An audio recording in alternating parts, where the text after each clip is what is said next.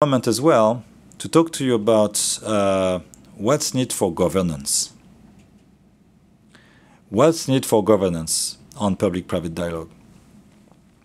You know, in a lot of countries, you have a lot of collusions between the public and the private sector actors. And you have systems which are a little bit locked. And I want to talk to you about how public-private dialogue can unlock the system and increase the governance space. So first, I'd like to tell you about this pyramid at the bottom.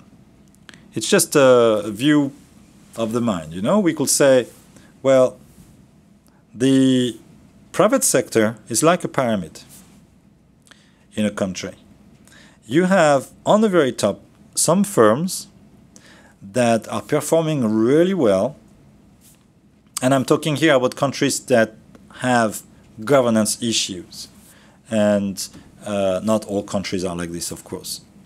But you have on top of that pyramid at the bottom some firms that are artificially competitive. They seem competitive when you look at them, but the reason why they're competitive is because they got some preferential treatment given in collusion from the public sector. For instance, they have monopoly on some market. They have preferential tax treatment. They have, the right to do a number of things that others don't have the right to. They are getting the contracts all the time. So they are not on a real level playing field with others. They seem to be sometime at first they are doing well, but they are not on level playing field with others. And this happens in a lot of countries. And under that, you have what I call the truly competitive firms. And the truly competitive firms are the ones who are trying to make it. They identify the sector where there is a potential. They identify the right skill mix to do it. They're trying to export. They're trying to produce. They're trying to do something, but there is a glass ceiling above them. They can't penetrate the entirety of the market. They can't actually do all those things because the market is not a completely free market. It's not the competition is not there completely because there is a bit of anti-competitive behavior right from the firms in red on the top. In turn, those truly competitive firms, because they can export only to a certain extent, they can produce and sell only to a certain extent, they don't have the possibility to have a very deep supply chain with the small, medium enterprises. And because they don't have this possibility to have a deep supply chain, the small, medium enterprises, they don't have many suppliers that can play with, so they don't have the case to do technology upgrading and borrow money to do this. And so as a result, a lot of them are actually staying in the informal sector, because in the informal sector, you can't borrow, you can't do technology upgrading. But if the reason why you want to do this is because you can have more business opportunities, but those business opportunities are not there, the cost-benefit analysis makes it that you want to stay informal. So you only want to become formal if there is more business opportunities. And eventually you can get a benefit from that. So this system, the more the red part on top is big, the more it's going to squeeze the other one on the bottom. And of course, if you have situations where you do not have artificially competitive firms, those who benefit from special conditions, then that's great, because you have more truly competitive firms, they bring up the SMEs, and they reduce the informal sector. Now, if you look at the inverse pyramid, the one that's right on top, the government one, well, you also have sometimes a government elite that's been captured because the entire system does not work well. They are making money from those relationships that they've built with the private sector and those top guys in red. And you have policymakers after that, and you have bureaucrats and civil servants, and sometimes you have a system with a lot of corruptions. You know those countries where you have to pay a bribe to get something done? It's all because the system does not work. And so it's not like the civil servant at the end which asks you a bribe in the street is inherently a bad person and a crook. It's because in truth they they assume that they don't have other choice because they don't have good salaries. They don't have good salaries because there is no good tax revenues that can fuel the budget. And they don't have good tax revenues in that system because the economy doesn't develop well enough. And it does not develop well enough because you don't have true competition, because you have a lot of collusions, and the truly competitive firms can't develop. And so it's an entire system. It's an entire system which is locked. It's locked by those collusion network. It creates weak service delivery. It creates corruption, collusion, and barriers to entry to new players. And in my experience working in 25 countries, I've seen this in countless places. And I've seen it also in developed countries. For instance, in developed countries, like in the US, if you want to win a public contract, even though the contracts are publicly disclosed online and all this, and everybody can access them, it's always more useful if you have someone in your company who worked in the government, or if you have some information. But getting that information and getting those relationships is part of something you build over time. And so here in the US, everybody can do that. But you have a lot of countries where those relationships are very exclusive. And so this is not the privilege of the poor, those systems with collusion. But you find it more in poorer places, and in the development process, if it's still ongoing, you're going to find those things because it's often the source of development issues. And very often you find countries where you pass a border and those two countries have the same endowment. They have the same natural resources. They have the same type of people, same type of skills, but eventually you see one is much more poor than the other, and the question is why? What's happening there? And there are those entrenched systems sometimes that make it, that it does not happen. But this pyramid, I want to make it a little bit bigger. And I want to say these systems are locked in also because of the situation of labor and civil society, and have those four pyramids together. And if you look at the civil society, at the very top are the political parties. And those ones have interest with the government elite, have interest with the artificially competitive firms. And then the media, which is good, it's open, access to information, we want it. But how many places do you know where the media is owned by political families that push for particular issues? So it's sometimes it's good, but it's also sometimes part of that system. Sometimes for healthy reasons, for times of unhealthy reasons. Then you have the civil society organization. And the civil society organization, they're good. We want more CSOs in the world and more non-governmental organizations that can represent the voice of the citizens. But those are also sometimes financed by some particular interests.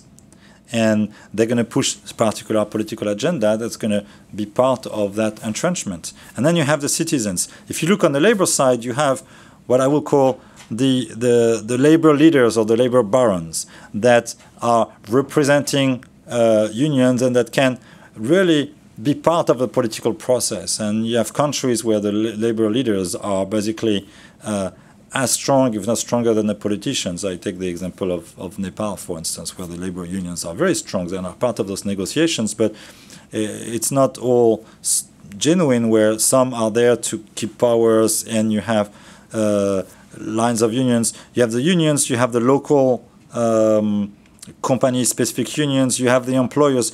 All this system is a system where often the winner takes it all. You know the song, "The winner takes it all"? Well, here, the people in the red, in the middle of the pyramid, they are the one getting all the richness of the country, all the benefit. They're reaping the benefits. And you got the low-win strugglers in the middle, and you got a lot of losers. And who are the losers? The workers, the citizens, the civil servants, the informal businesses, the SMEs. They're trying to make it, but they can't because of that system, because there is a huge lack of governance. And what's in it for governance? We believe that what's in it for governance in public-private dialogue. We believe that public-private dialogue can be a key to unlock that system. We believe that if you unlock that system, we can create through public-private dialogue a space where the best player can win based on open competition, where there will be open opportunities for all others. And of course, there'll always be a little bit of losers on the margin, but at least we can put a level playing field.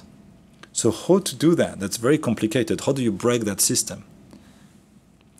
You can break that system in a phased approach through public-private dialogue.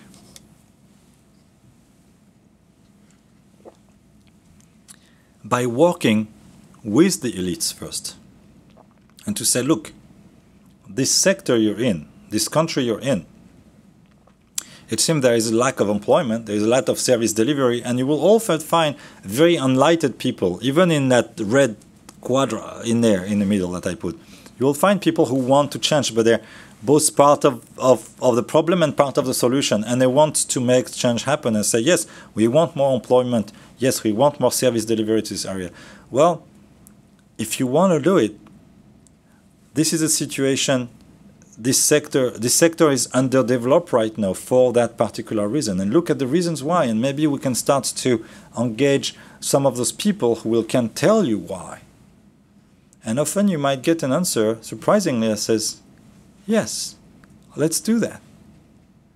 And if you create a table and you put the right people around the table, and you tell the people at the head, you say, look, we're going to do something. We're going to make a table and bring the people around the table, and they're not threatening to you and to your power.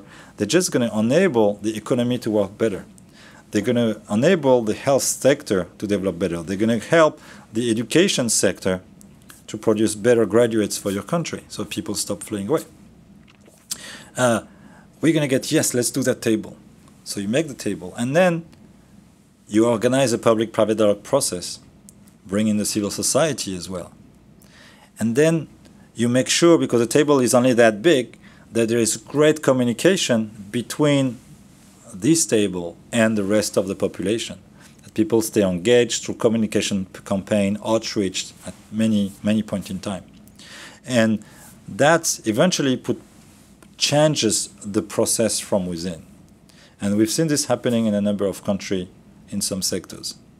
An example I'll give is the example of Belarus, where in Belarus, which is a very toughly maintained society, let's say, you had the heads of the government and the people in the Ministry of Economy wanting to create more development in the IT sector. So we showed, look, the IT sector is not very well developed today, only up to a point, but it's not further developing for the reason that you have entrenched mechanism and it's not open to other SMEs. We need to bring those to the table to get the opinion. I said, let's do it. And before we knew it, there were IT, private sector, government working group that was working and could talk to the citizens about it and change the system from within. Even in countries that are as control-driven as Belarus, it can happen. And it happened in many other countries. And the reason why it happens is that there is a very strong correlation between the sector fundamentals and the governance fundamentals. It's the way that the people who are at the head of countries, at the head of cities, at the head of sectors, head of regions, they want to develop the sector because they want economic development. All of them want economic development.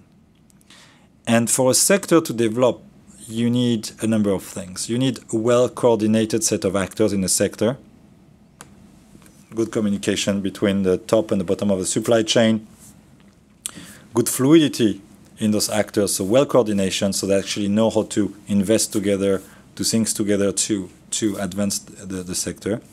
You need regulation that work for this sector.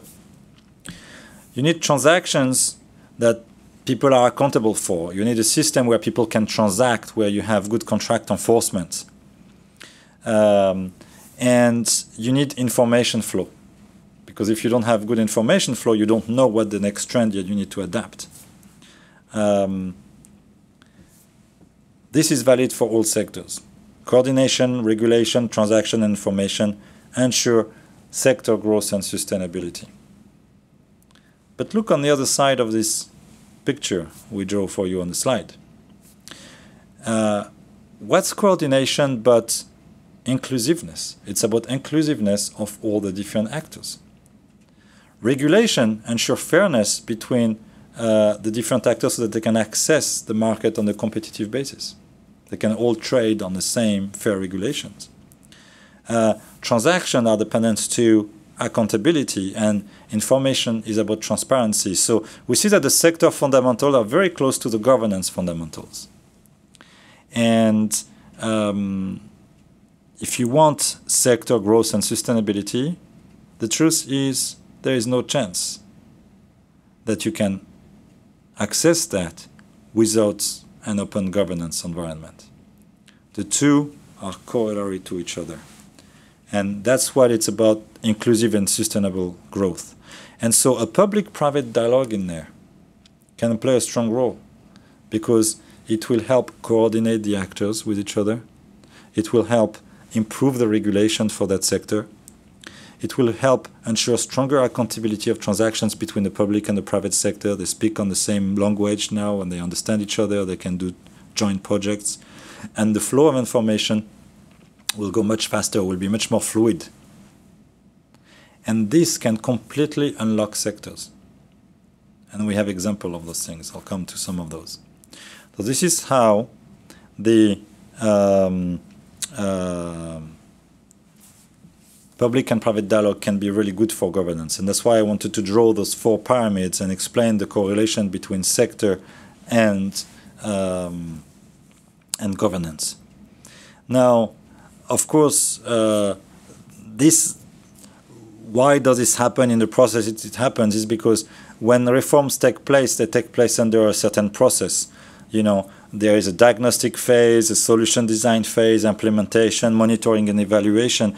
And by having the private sector in there, very simply speaking, is when you have a structured dialogue, you have workable reforms, and guess what?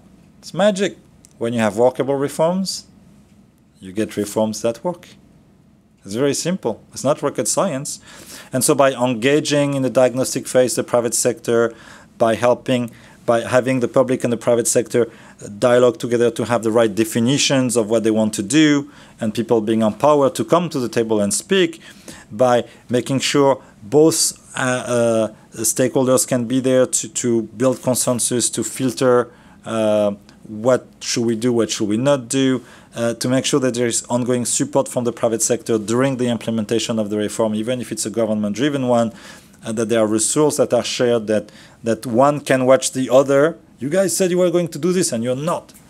The watchdog role is important, and providing a feedback. Well, this happened, but actually we can do it better the next time around. This feedback loop is very important. So the public-private dialogue can really contribute to all the steps of the reform process, and this is what's in it for the reformer.